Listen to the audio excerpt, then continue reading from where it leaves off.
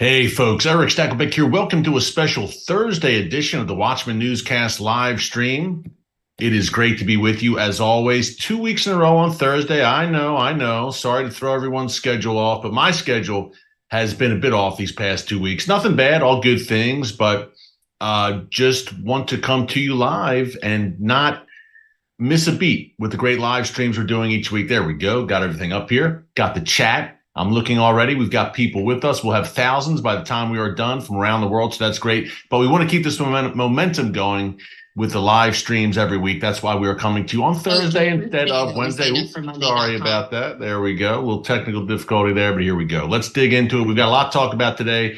Thanks so much for joining us again on a Thursday. We'll be back to Wednesday, I believe, next week. But anyway, the main thing is you are here and we're going. We're going for a straight hour live.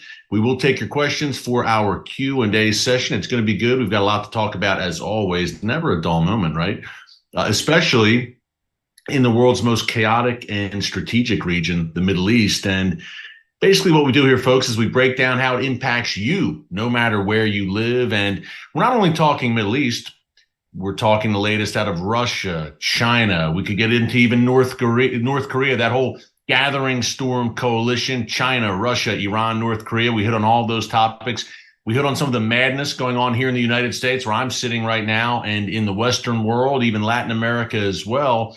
And we talk about issues like the Great Reset, digital currency, obviously the prophetic implications of all of that. And one issue we've been talking about a lot recently is artificial intelligence and the rise of AI. Now, I recently produced a special for TBN called The Rise of Artificial Intelligence. It aired just a few weeks ago on TBN. You can watch the full special right here on our channel, folks. I strongly encourage you to do so. Just go to TBN Specials or Specials hosted by Erick, I think it says, the category here on our homepage, and you will find The Rise of Artificial Intelligence. We really dig into this very hot topic, to say the least, so I encourage you to check that out. And we're going to focus today, hey, it's a mix. Middle East and artificial intelligence, Israel and AI, and the biblical prophetic implications of all of it. So a pretty good mix of subjects today that we're kind of blending together here on the newscast. Benjamin Netanyahu, the Israeli prime minister, made some very interesting comments about AI once again today. Essentially, folks, he announced that Israel has, quote, a plan, an artificial intelligence plan. Bibi says that Israel seeks to be one of the world leaders in this groundbreaking, advanced, and yes, dangerous in many ways, technology. He says that Israel seeks to be the world's number 3 nation on AI. Now, I assume that's behind the United States and China, but make no mistake about it, Israel will look and will likely be at the cutting edge of AI technology. If you look at the past 20, 30 years, Israel and high tech, the story speaks for itself, right? Whether it's cyber, every kind of high tech advancement, Israel is at the forefront, an acknowledged world leader. Some people have called Israel, which is, I remind you, the size of the state of New Jersey, a Silicon Valley, a mini Silicon Valley in the middle of the desert in the Middle East. That's how Israel has been punching far above its weight when it comes to all things high tech. So it's natural that Israel, and Bibi surely sees Israel in this light, which sees itself as a light unto the nations. And I believe Israel is stepping into that biblical destiny as exactly that, a light unto the nations. More and more it will. Bibi certainly sees that. So he says, look, AI is the topic of conversation right now. It has been for months. Obviously, world-changing technology, no doubt, folks. So Bibi says, look, as a light unto the nations, Israel should be at the forefront of this technology. He takes that mantle very seriously. Now, the good news is, despite the horrible downside of AI, and we will certainly break that down today, the good news is that in the case of Benjamin Netanyahu and Israel, Israel wants to use AI for good, for advancements, medical advancements, and many more noble aims. The problem is, and Netanyahu has touched on this not only today in announcing this Israeli AI plan, but last week at what I thought was a fascinating speech at the UN General Assembly. where he closed. He went for, man, I guess about 8 to 10 minutes about AI. That was the close of Bibi's speech before the UN General Assembly. And his meeting last Monday with Elon Musk about, largely, they spoke a bunch about AI. So he sees what's happening here. Netanyahu, look, he has vision and he sees what's happening. He sees how AI is growing by leaps and bounds. And perhaps most importantly, he sees that right now there are really no guardrails. Yes, in the United States to a degree, there's certainly people on Capitol Hill who want restrictions on AI, saying, look, slow down. This stuff's growing exponentially. We need to rein it in before it gets completely out of hand. Netanyahu is saying the same thing. But folks, bear in mind that China and other regimes do not have the same moral and ethical concerns as others do. Let's just say that. And Netanyahu realizes that. So he says, look, this is essentially an AI arms race. This is the next step, the next level from a nuclear arms race. Now we essentially have an AI arms race, and everyone is trying to get the early lead, so to speak, in this arms race. Now, in the special I hosted, The Rise of Artificial Intelligence, we broke down a few things. Number one, clearly AI is going to make some jobs obsolete. Number two, clearly there's an arms race, an AI arms race. Rogue regimes want it. They want to use it for nefarious means, and rogue individuals and nefarious individuals, by the way, as well. Third, there's rumblings by the likes of Yuval Noah Harari, ironically enough, an Israeli academic, but atheist, hard left, World Economic Forum acolyte, one of the leading lights, if you call him a leading light there at the World Economic Forum, the great resetter crowd. Harari has said, look, AI can perhaps even create a new perfect religion, an AI-generated religion. Imagine that. Another thing to keep in mind, many of the current masterminds and brains behind AI are hard left. In their ideology, they are left-wing, and they are invariably hostile to Christians and Christianity and a biblical worldview. So AI can be programmed to generate answers that are hostile to the Bible and hostile to Christianity, no doubt. Another thing to keep in mind, as this goes in all different directions, right? Another thing to keep in mind here with this whole AI conversation is what happened in Germany earlier this summer. We had the first ever AI church service in the Bavaria region of southern Germany, where a church actually had an AI-generated avatar as the, quote, pastor up on a big screen, delivering an AI-generated sermon that was written by ChatGPT. Folks, you see where this is going. We are entering uncharted territory, to say the least. And Netanyahu, to his credit, sees this.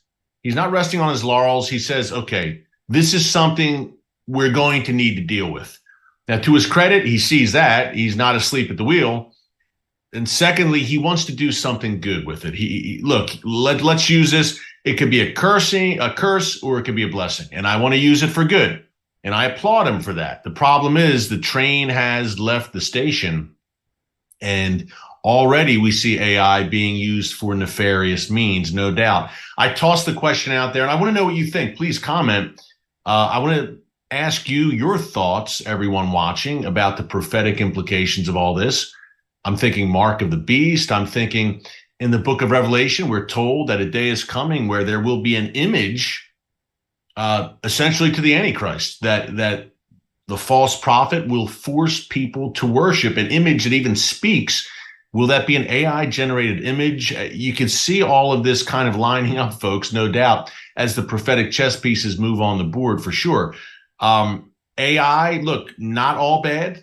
And during the special that I hosted, I had some tech experts who were coming at it from a Christian perspective, who were saying, look, yes, clearly there is some nasty potential here of the things that can be done, but it has been used in a positive way for research and other means. You could have eventually, one of the tech experts I talked to, who is a Christian, said eventually we will all likely have our own personal AI. And I thought about it almost like almost like an iPhone in a sense. Look, you've got your phone. Look, you've got your schedule in there, your calendar. You do a search, an internet search. Most of your information is on that phone. Your own personal AI, according to some of these tech experts, it would be a research tool. Hey, you're working on a paper for school or something like that, some kind of assignment. And AI could be another voice, which could give you more data, more ideas, something like that. It could supplement your own research, I guess is what I'm saying. And that could be a positive thing, no doubt. We've already used AI, obviously, in a more rudimentary form for years. Look, a Google search, any kind of internet search, Amazon and Netflix, their recommendations, those are forms of AI. Obviously, your iPhone, things like that. Alexa and Siri, if anyone uses those, all forms of AI, again, rudimentary forms of AI. So we were there. And now, as of around November 2022, we are here. ChatGPT exploded onto the scene, and Israel now is aware of this. Not just aware of it. Obviously, everyone's aware of AI, but Israel now is saying, okay, this is a big deal. It's going to be a game changer and a world changer, and we need to be at the forefront of it. So I'd like to get your thoughts on it right now. AI obviously could go in a lot of different directions. It's the hot topic, one of the hot topics right now. And I thought it was interesting to see Netanyahu's comments on it. And I thought to see Israel, as Israel is the center of Bible prophecy, obviously, and everything going down, and that Israel is the innovation nation. I think it's an interesting topic, Israel and AI, especially considering Netanyahu's comments today. And we'll dig into some wars and rumors of war talk, too, with some new information out of Iran, an assassination plot against top Israeli officials. We talked about it on yesterday's newscast. We'll break it down a bit more. Also, Hamas and some of their moves. So we'll break that down as well. But I wanted to start off with the AI subject because many people are asking about it in the comments section here on the channel. There was a very favorable response to the special that I hosted for TBN that we posted here on the channel. Again, if you are just joining us, you can watch that full AI special. Just go to the homepage and go under TBN specials. You'll find it there. We've got a very active chat right now going on. Welcome everyone from around the world. We'll have thousands before we're done. Hey, send along your questions for our Q&A session. One quick programming note before I get into these BB comments on Israel's plan for AI. One quick programming note. We have close to, not a programming note, I should say, but we have close to 700,000 subscribers here in the channel now. We're about to hit 698K. Would love to hit 700 by October 1st. So if you haven't subscribed yet, be sure to subscribe. Click the notification bell, of course, so you get alerts every time a new video is posted. We're so thankful. Everyone usually on the live streams, our special forces here in the live streams, loyal viewers, but some 72% of our regular viewers aren't subscribed. It's completely free. So if you can, hit the subscribe button. And hey, the more subscribers we have, the more YouTube recommends these videos to people around the world. And that's the main thing. We want to get this message out for such a time as this. You can help us get there. We are so appreciative. Okay, let's go to BB's comments here and what he had to say. Israel, according to this article from the Jerusalem Post, BB actually announced this yesterday, late yesterday. Israel is devising a national plan to tackle the benefits and dangers posed by artificial intelligence. It's pretty clear. Someone said earlier, oh, I don't know what you're talking about. It's pretty clear the potential dangers of artificial intelligence. Hello, we just laid out a few minutes ago, and when the likes of China get their hands on them, but I digress. BB said, for several months now, I have been formulating a national plan, he told his cabinet at his weekly meeting. Soon I will appoint a project manager on the subject, and I will also submit the national plan to the government and the public. Artificial intelligence, said Netanyahu, is an area that is much stronger than cyber, immeasurably stronger than cyber. And we have set the goal of turning the state of Israel into the #3 country in the world in this field. A very ambitious goal, I quote Netanyahu said. He met, obviously, last week with Elon Musk, the head of Twitter, formerly now known as X, formerly known as Twitter. I'm just pulling that up right now.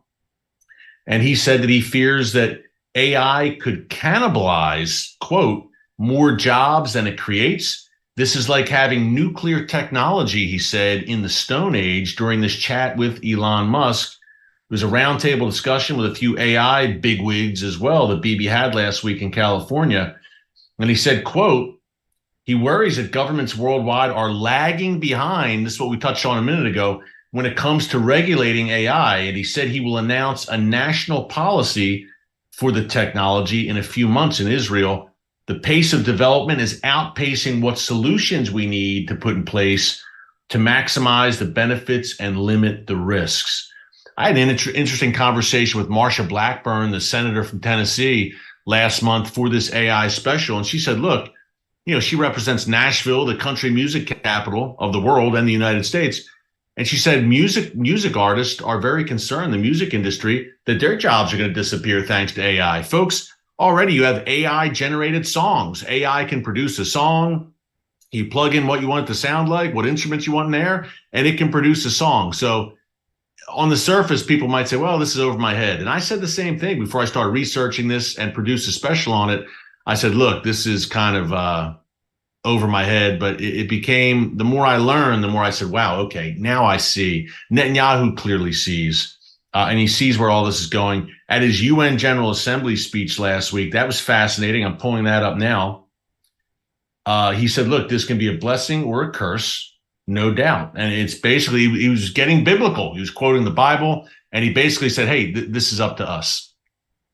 This is up to us to see where this goes. But certainly there are people already who are taking this or want to take this in a nefarious direction. So I just want to throw that out there to you before we break down some Iran and Hamas news. I just thought it was fascinating. Now, we don't know what the plan is yet. He said, we've got a plan, and I'll let you know the plan soon, is basically what he said today.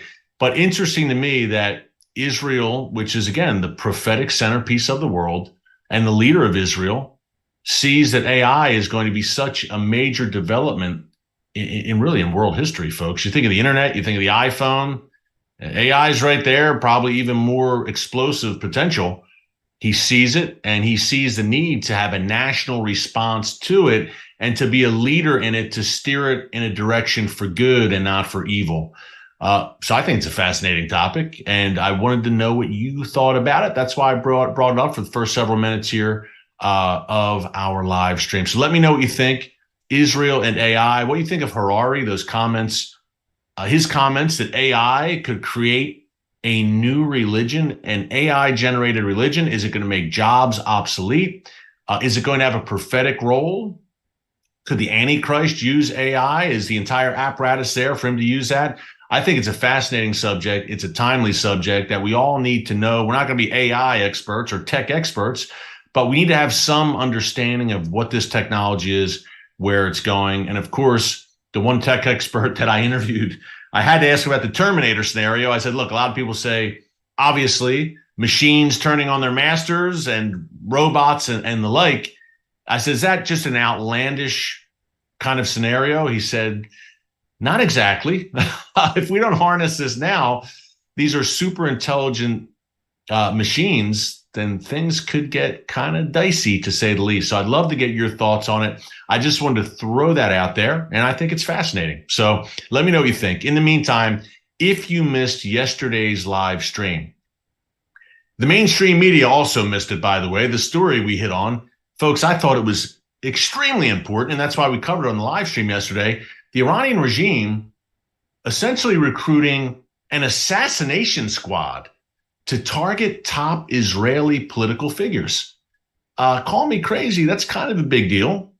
And thankfully, Israel thwarted this assassination squad and this team that had a Jordanian handler, or at least he was based in Jordan. I don't know if he was Jordanian, recruited by the Iranian regime from Jordan. 3 Palestinians living in the West Bank, which we know as Judea and Samaria, the biblical heartland, and then 2 Israeli Arabs, Israeli citizens, I presume, a 5-man cell with a handler in Jordan. And again, you can watch yesterday's newscast if you missed it for a little more details here, but just giving you the quick run through. Their plan was, number one, a few things. Number one, large-scale arson attacks against Israeli businesses, lighting cars on fire and the like. Number two, smuggling weapons into Israel for use by Iran-backed terror groups and to sow chaos. And number three, and the aspect of this plot that really set off alarm bells, again, I call this an assassination squad, is that this cell was apparently monitoring, or at least attempting to monitor, Israel's national security minister, Itamar Ben-Gvir, and a former Knesset member, Rabbi Yehuda Glick. Now, folks, that the first part of it is serious enough with arson attacks and with smuggling weapons. But the second part, look, this is the kind of thing that can spark a war. And I don't say that lightly, to target top officials of another country on their soil. That is reportedly exactly what was happening. And I threw this question out there yesterday, and I'll throw it out to you today. If they were successful with this assassination plot, how would Israel have reacted? Who knows where this could have gone? We'll just say that. Thankfully, it was thwarted. Israel's Shin Bet security service did a great job breaking this plot up. But where would it have gone if, God forbid, an Israeli political figure, a top official, was targeted on Israeli soil by an Iranian cell, and it was traced directly back to the Iranian regime? And by the way, Israel's Mossad chief said a few weeks ago, and we covered this on the newscast, that's exactly what's happening. Iran's supreme leader, Ayatollah Khamenei, is writing off on these plots. And there have been dozens of them since the beginning of this year against targets not only in Israel, but against Israeli and Jewish targets around the world. This is coming straight from the top. And he warned, look, members of Iran's regime will pay the price if these attempts are successful, if any of them are successful. So where do you think this would have gone? Now, on the flip side, and I knew some would mention that yesterday, what about Israel? What about what Israel did to Iran? And we just reported the other day here on the newscast. Again, any videos you missed, you can check out in our archives. But the other day, what seems to be an underground Iranian missile silo in the western part of that country suffered an explosion, and there was a loud rumbling. People thought it was an earthquake, people living in Iran. And there are reports that Israel may have had something to do with it. That's the tip of the iceberg. Of course, we've documented this on the newscast over the past few years. Israel has carried out many sabotage attacks against Iran's nuclear facilities, its ballistic missile factories, etc., also eliminating Iranian scientists on Iranian soil who were working on that nuclear program. Hey, chief among them, Mohsen Fakhrizadeh, back in November 2020, who is known as really the godfather of Iran's nuclear weapons program. He was targeted by Israel's Mossad back in November 2020. So look, Israel has certainly a track record ongoing, and Israel has excellent intelligence assets on the ground inside Iran, but a track record clearly of acting on Iranian soil. It obviously sends the Iranian regime into a tizzy. Many times, Iran won't publicly say anything because I think they have egg on their face and they're too embarrassed. But certainly when someone like a Mohsen Fakhrizadeh, who I just mentioned, is killed, Iran responds and Iran seeks revenge. So that's one way of looking at it, that clearly there will be some sort of response when a nation, obviously, when officials are targeted on their very soil, although here in the United States. And this should be no surprise, what Iran plotted against Israeli political figures on Israeli soil. This should be no surprise. Why? Because here in the United States, where I'm sitting right now, in the past 2 or 3 years, the Iranian regime has plotted to target political figures here on U.S. soil, including, they're all former Trump administration officials who the Iranian regime loathes. Number one, because the Trump administration eliminated Qasem Soleimani back in January 2020, the not so dearly departed terror master, former head of Iran's Quds Force. And number two, the Trump administration pulled out of the disastrous Iran nuclear deal. So there's a lot of animosity, to say the least, by the Iranian regime towards former officials in the Trump administration who helped make those policies possible, eliminating Soleimani, pulling out of the Iran nuclear deal.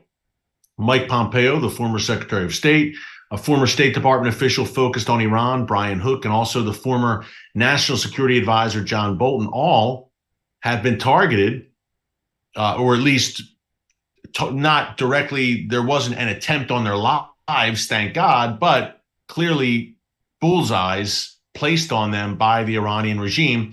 And the Biden administration confirmed that. They said, look, Iran, this is about a year ago, a little over a year ago, and they warned Iran.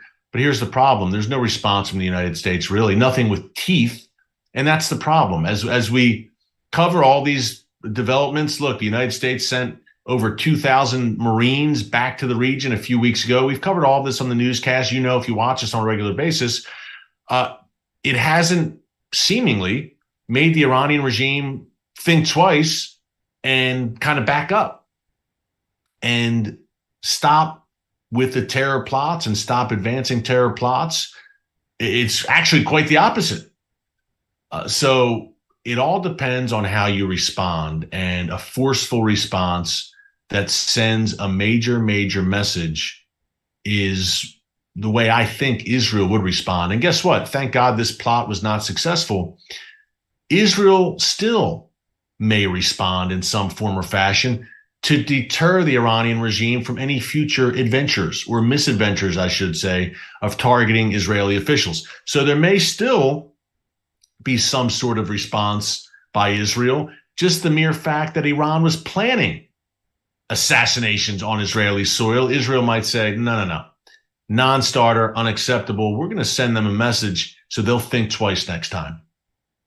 We shall see. But Iran has a long track record of assassinations on foreign soil. Iran's regime, I just laid out the plots against former U.S. officials. In the 1980s and 90s, the Iranian regime was notorious for assassinating Iranian dissidents on European soil. Also, Iran has operated in Latin America, around the world. Their reach really extends almost every continent through the Islamic Revolutionary Guards Corps, that Quds force, once headed up by Qasem Soleimani, now headed up by Ismail Ghani, who, by the way, was in Syria last weekend and oversaw joint military drills between the Iranian and Syrian militaries. Ghani now heads up the Quds force, but this is an international terror organization that conducts attacks and plots throughout the world. And then you have Hezbollah, Iran's most lethal proxy, also with a global footprint, including in Latin America, at America's doorstep, at the United States' doorstep. So this is nothing foreign, folks, to the Iranian regime. This is not some new behavior. They've been plotting assassinations and terror abroad and targeting people they don't like for years and years and years, from the very inception of this wicked regime in 1979. So this plot certainly should not surprise anyone, but I'd like to see Israel's response. Will Israel just kind of let this ride? Or again, will Israel say, we need to deter Iran from any further such plots? We shall see. But to me, a huge deal when one nation is plotting to assassinate, one nation which is driving for nuclear weapons with a hostile, radical jihadist regime, is seeking to carry out assassinations on the soil of another nation. To me, that demands coverage. That's the kind of act, again, that could spur a regional war if it was successful. And the mainstream media yawns and just kind of ignores it. And that's why we do what we do. That's why you are here on the Watchman channel every day. And we're so glad to have you. We're going to give it to you straight.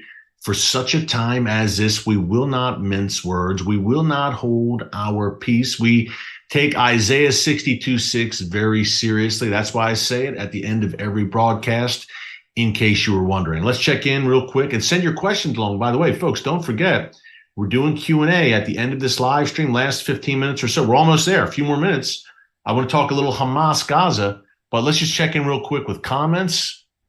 Great to have everyone with us. Everyone, hey, people see and they just feel it in their spirit that we live in prophetic times, Bible times. You know, I had a guy working recently at my house, And I don't know where he was, if he was a Christian, if he was walking with the Lord, I'm not quite sure. But we're talking about some of the things going on in this country, in the United States and in the world.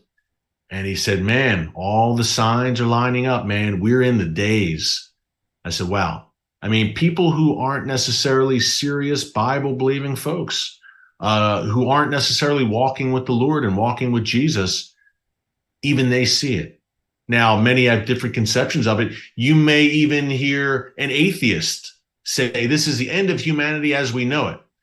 Now, their view is that we all just lie in the dirt when humanity ends. Obviously, as a Christian, we have another view.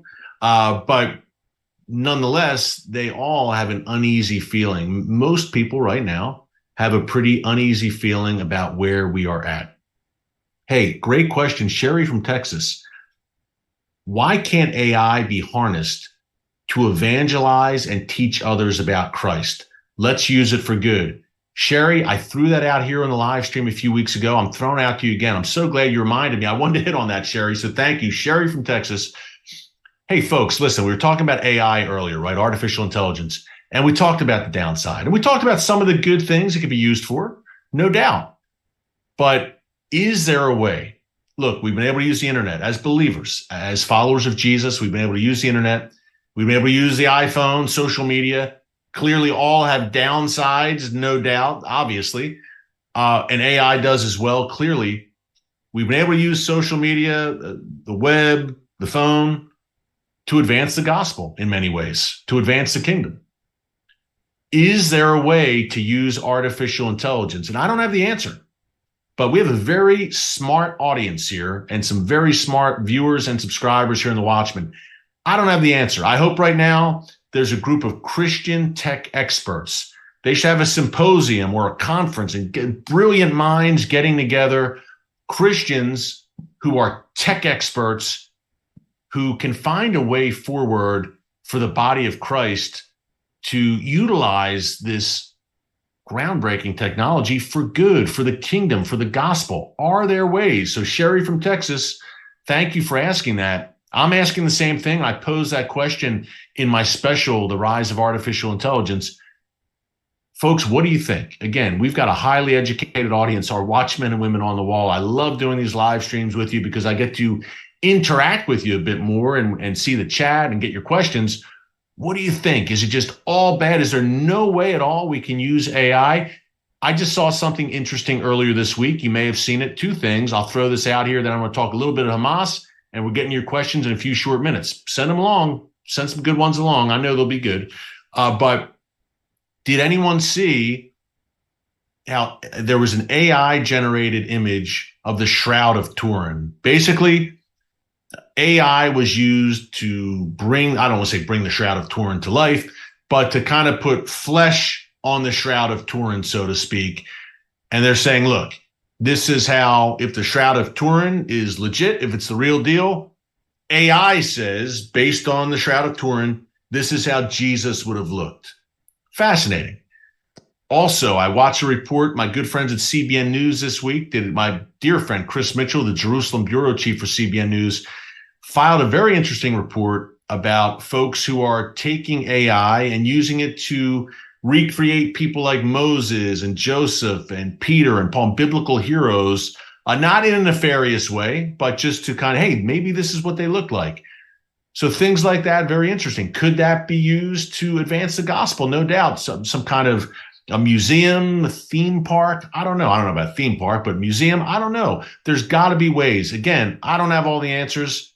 I'm certainly not a tech expert, but we have some smart people here, and there's certainly some smart Christians out there who know their tech inside and out. I've met many of them. So what do you think? Can we use AI for good? Is it just all bad? No redeeming quality? Or can artificial intelligence be used somehow for good? As we mentioned earlier, I think Benjamin Netanyahu has that vision. He's not coming at it from a Christian perspective, but he has a vision of, hey, Israel, light unto the nations. Let's harness this for good. Until to prevent it. I know it's probably, or he probably sees it as unpreventable that the bad guys, the likes of the Chinese regime, will get their hands on it. He's probably thinking, look, and not thinking, he verbalized it at the UN. He verbalized it today. and in his meeting with Elon Musk, can we kind of head the bad guys off at the pass and utilize this largely for good? Our friend Lipaz Dotan from Israel says, of course we can. And we already use AI for good. Absolutely, Lipaz, we do. But I'm sure you see the potential downside. It's pretty obvious, I think. We're laying some of this out. And Netanyahu sees that as well. So what do you think, my dear viewers? I'd like to know. Real quick, Hamas, will be questions in a minute here. But Hamas, folks, do you get the sense that we're on the verge of something here with Hamas? And I've gotten that sense many times over the past 15 years.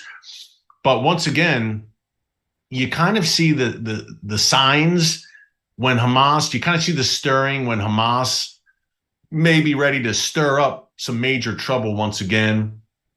A few things. Just keep an eye on this, folks. Last thing I want to share with you to keep an eye on, keep it in prayer before we get to our questions here, and send the questions along. I'm getting them. We always have a bunch, and they're always good. Here's a few things to keep in mind. Number one, Hamas terror meetings. I've called them terror summits, mostly in Beirut, Lebanon, over the past few weeks, where Hamas leaders, in particular Saleh al-Aruri, a notorious Hamas terror leader based in Lebanon now, he's been attending and hosting meetings in Beirut with the likes of Hezbollah, with Iranian regime officials, with other Palestinian terror groups. And his message throughout consistently has been, we need to unite against Israel. He ultimately wants to see a multi-front war against Israel, that entire ring of fire we talk about so much here, ignite. So that's one thing to keep an eye on. It's not just idle chatter. They are getting together and they are advancing plans. That's one thing. Nefarious, wicked plots and plans. God sees it and he laughs. But nonetheless, they're trying to devise these plans. Ultimately, I believe it will be in vain. Number two, stirrings on the Israel-Gaza border. We've seen rioting over the past several days. We've seen, once again, those incendiary balloons where essentially, folks, these are the kind of balloons you'd see at a kid's birthday party, but Hamas, well, Iran by extension, that's Hamas's benefactor, but Hamas turns these balloons into flammable objects that are then floated out of Gaza over the border into southern Israel, where they have scorched acre upon acre of land. And remember, in southern Israel, the main economic driver is agriculture. It's farming. And look, these farmlands, these acres are being scorched by what can only be described as incendiary devices. And how wicked and diabolical can you get to use balloons? I mean, balloons, mostly these are kids' birthday parties, graduation party, usually at festive, joyous occasions. And Hamas, this demonic terror group, is taking an object like a balloon and using it to kill and potentially kill and maim and destroy. But that's what Hamas is all about. And if they weren't doing it, then they wouldn't be Hamas. This is who they are. So on the border, we've got skirmishes, clashes, riots. We've got the balloons. We've got the terror meetings. And lastly, look, we've got the rhetoric over the Temple Mount combined with the days we're in right now. When are we in? We're in the high holidays right now. Israel celebrated their new year, Rosh Hashanah, then Yom Kippur, the Day of Atonement, earlier this week, and now heading into the Feast of Tabernacles, or Sukkot, which will close out the high holidays. I believe that Sukkot ends on October 6th. And Lipaz Dotan, our good Israeli friend, do you have your booth, your tabernacle set up at your home? I love being in Israel during Sukkot. Throughout Israel, you will see the booths or the tabernacles set up everywhere on people's decks, on their porch. It's a really cool time to be in Israel, a festive time. But nonetheless, many times during holiday seasons in Israel, think of Passover, think of the high holidays, the terror alert is just higher than you can imagine in Israel, sadly, during these times, because these are times when Hamas may look to stir things up, folks. And look, 50 years ago, the Yom Kippur War, the 50-year anniversary is upon us of Israel's enemies invading the world's one and only Jewish state, Egypt and Syria, on two fronts, north and south. There have always been, every year around this time of year, We have some speculation. Could it happen again? Because Yom Kippur is a day where everything shuts down in Israel. Thankfully, it did not happen on the day of Yom Kippur this year, but the high holidays are not over yet. Again, not over until October 6th with the end of the Feast of Tabernacles, Sukkot. So clearly Israel's enemies could look to take advantage, and the Temple Mount, which I mentioned a minute ago, folks, during Passover, same deal. Hamas is using the Temple Mount and the Al-Aqsa Mosque, which sits atop the Temple Mount, as a means to stir things up against Israel during these holiday seasons. A greater number of Israelis visits the Temple Mount, ascends the Temple Mount, just as their forefathers did, I don't know, some 3,000 years ago. So Israelis go to the Temple Mount. They keep the so-called status quo. They do not pray atop the Temple Mount, at least not visibly, but they go up. Record numbers of Jews, folks, of Israeli Jews are ascending the Temple Mount. Do you think we're in prophetic times? But Hamas uses that as essentially a cudgel against Israel, accuses Israel of defiling the Al-Aqsa Mosque, etc., etc. As Jerusalem goes, so goes prophecy. I truly believe that, and keep a close eye on all of the developments on the Temple Mount right now. Wow. Fascinating stuff, folks. No doubt, from AI to fascinating, frightening, and some. We're not to have a spirit of fear as believers. I shouldn't say frightening.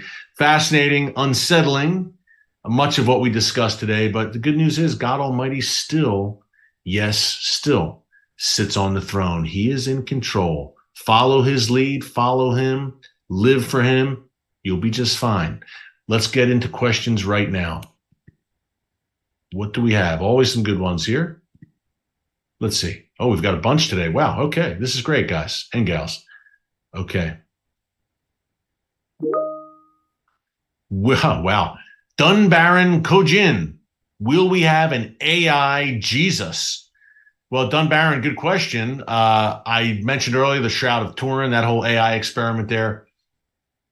Certainly, people are going to try and create AI-generated images of Jesus. It's not Jesus, obviously, but they'll try and make some kind of hologram or whatever, and say, this is Jesus. There will be, I'm sure, some kind of AI image made to look like Jesus and maybe preach the gospel. It's obviously not Jesus, but I'm sure, and it may not necessarily be in an evil way. It may even be at a museum or some kind of display that's actually operated by Christians who have Jesus and other biblical figures able to say things and quote from the Bible that could be AI generated. So not necessarily nefarious, but will we have, Dunbarron, I think what you might be getting at with that question, will we have an AI Jesus, basically an AI generated false Jesus, false prophet? I think everything's on the table right now in that regard. Along those lines, Gabriel Bustamante says, do you think also that AI will be the Antichrist? Gabriel, I tend to think the Antichrist will be flesh and blood, a man, indwelt by Satan himself, but I believe it will be a living, breathing person and not AI. But interesting, if anyone saw the latest Mission Impossible movie this summer, very good, action-packed, but I don't want to give away too much, but let's just say AI plays a major nefarious role in the film and is really the main enemy in the film. That's not giving too much away, believe me. It's a great flick. If you haven't seen the latest Mission Impossible movie, really, really good. Okay, let's see what else we have. Kel61 asks, Watchman with Erick Stakelbeck, what are your thoughts on Isaiah 17:1 being the catalyst for Ezekiel 38 and 39? Great question. We've discussed this before. Isaiah 17:1 obviously breaks down the coming destruction of Damascus. Behold, it says, Damascus will cease to be a city. It will become a ruinous heap. Check it out for yourself, folks. The book of Isaiah, chapter 17, verse 1. Now, Damascus is one of the world's oldest inhabited cities. I can talk today. It has never completely been destroyed. Even the Mongols didn't completely destroy Damascus when they conquered it. And yet, the Bible is very clear that a day is coming when Damascus, I'm quoting the Bible directly, will cease to be a city. That's a major event, obviously, to say the least. and you have Iran there in Syria. You have Russia there in Syria and others. So Kel61 asks, could that be such a climactic event? And I don't know how Damascus would meet its demise. I have no idea, but the Bible's pretty clear. Could it be a catalyst for Ezekiel 38 and 39? It could. It could. I wouldn't etch it in stone, but it's a possibility, no doubt. I have said that there's a possibility that Ezekiel 38 and 39, that Gog-Magog invasion, the war laid out in those chapters, could indeed be a war of revenge in the view of Russia, Iran, and that Gog-Magog coalition, in that perhaps it comes on the heels of events like Isaiah 17, events like the Great Northern War we've talked about here in the newscast many times, where Israel perhaps destroys Iran's nuclear facilities, perhaps wages a major war against Iran's proxies, that ring of fire, and decisively defeats them. So you have Iran licking its chops, Damascus, a ruinous heap, according to Isaiah 17. And you have nations like Iran and its ally, Russia, and others furious with Israel, obviously, in the aftermath of that. So yes, events like this could be a catalyst, could be a precursor.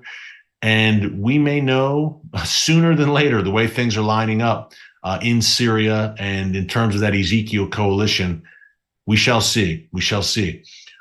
Okay, more questions here. We've got a bunch today. This is great, folks. Good stuff. Okay. Just reading here. James Haley, also along those lines. Good question, James. When Israel goes to attack Iran, and I believe, folks, that Israel will eventually attack Iran's nuclear facilities. I do. And when that happens, he says, I read that God is angry with Elam, which is a part of ancient, in that vicinity, ancient Persia, modern day Iran, and says that he will destroy Elam. Do you think this will happen before the Ezekiel 38 war? I refer you to my good friend Bill Salas, who's also written a lot about Psalm 83. He talks a lot about Elam and what's going to happen there. He believes a strike on Iran's nuclear facilities could precipitate some major events there. So yeah, it could happen before the Ezekiel 38 war, kind of along lines of what Kel61 just asked. Certainly it could. Certainly it could. I'm not in the business of setting timetables or guarantees or anything like that. Only God knows. Only the Father knows. So I'm just saying these are plausible scenarios that our very intelligent and astute viewers are laying out today. Okay, Michelle Evans. Michelle, welcome back. Always good to see you. She's always got some great questions. She says, I was going to mention this earlier, I have read that AI is being used to write essay papers at both the college level and high school level. If that's the case, how can teachers ever know whether or not it's the student's original work? Michelle, great question. I thought the same thing. With AI now literally writing papers, even writing sermons, how will you know what is from the heart, what is from the head, from an actual human, and what is AI generated? I'm not sure. I'm really not that tech savvy to have that answer right now. Are there ways, are there guardrails, are there ways that a teacher or professor could see, hey, wait a minute, this was AI generated. Is there a watermark? I have not a watermark, but something to say that this, I don't think there is right now, unless I'm mistaken. So that's a great question, Michelle. Are we going to have a bunch of people getting A+? I don't know. But in all seriousness, some folks say, look, AI has done a pretty good job on writing on certain topics and generating speeches, etc. But certainly to have what we had in Germany earlier this summer, an AI-generated sermon, will we see more of that? Will pastors kind of mail it in and have AI generate their sermon? You could literally, folks, to let you know how it works, you could type in, essentially, give me a sermon about Noah's Ark involving redemption or something along those lines. And look, these AI systems will kick you out a long sermon. They can do it. It's getting to that point. Will we have pastors mailing it in and letting AI write their sermons and then maybe just filling in some blanks and personalizing it more?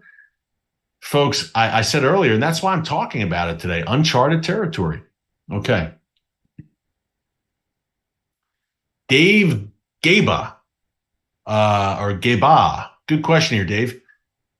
He said, so Israel will be the center of a new empire.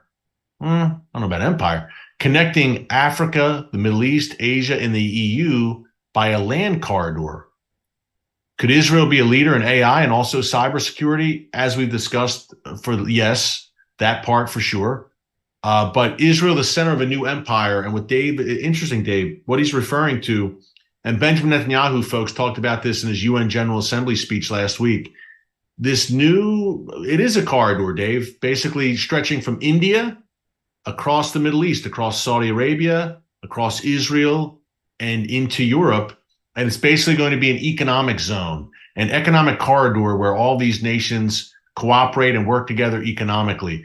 I don't know that I would call it an empire. It's more of an economic framework, and I don't see that I don't see India joining with Europe in the latter days, if that's kind of what we're thinking here. But certainly there is a synergy for sure among nations like that who have economic interests at the forefront. And India is interesting, obviously massive population wise, and kind of straddling a few different lines. India has relations with Russia, with Iran, with the West, with Israel. So India is one to watch for sure. And I thought it was very interesting that India signed on to this new economic corridor. More to watch there for sure, as the framework is being laid for larger kind of globalization and collaboration that we'll see more of clearly in the latter days. Okay, let's see here. Great questions, everyone.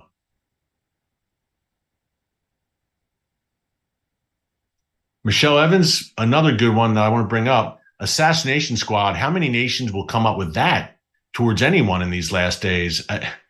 Michelle, it's interesting because you think of drones and how drones can just target people now anywhere walking out of their house. I'm not trying to be an alarmist, sensationalistic, scare anyone or anything like that. But look, with AI and these self-automated means of technology, things that were unthinkable before are now on the table. I saw that, Michelle, and I just wanted to give you a shout out there. Okay, Rapture Watch asks, hi, Eric. Does Israel have any plans to annex Judea and Samaria? Not to my knowledge right now. That was pretty much tabled, Rapture Watch, back in 2020 with the onset of the Abraham Accords. Now, with this current government in Israel, no doubt they would love to annex Judea and Samaria, but I think the timing right now is unlikely, because what is the main topic of conversation in Israel right now? Saudi Arabia. And that what appears to be a looming peace deal with Saudi Arabia, no doubt. So the Saudis would not be in favor of Israel annexing Judea and Samaria. That would pretty much, I think, kill the Saudi talks. Look, the Saudis are not pushing a Palestinian state. They'll pay it some lip service, but the Saudis would gladly do a deal with Israel without a Palestinian state. It's the Biden administration that is pushing a Palestinian state. Nonetheless, I don't think Israel right now, with everything going on in the Saudi arena and the possibility of relations there and normalization of relations, I don't think that an annexation of Judea and Samaria is in the cards, at least in the short term. Okay, let's see here. Melissa Resnick, good question. Along those lines, do you think Bibi will divide Israel for a Palestinian state? No, I don't. But with this Saudi deal looming, he wants it very badly, Melissa. And we talked about this on the live stream last week. Will he be willing to make concessions to the Palestinians with pressure from the Saudis and the Biden administration? Not a Palestinian state, but concessions that would be unsavory for sure to his, again, he wants this deal. And his coalition is not going to write off on these concessions that may be proposed. I don't know if he will. Hopefully he doesn't either. But if he does, if he wants a Saudi deal at all costs, does that collapse his coalition? Do the right-wing members of his coalition say, no way, this is not what we signed up for, we're out of here? Does the government disband? Does Netanyahu call new elections? That would be, I think, the fifth in 4 years or the sixth in 4 years in Israel. I'm losing track, and I follow this every day.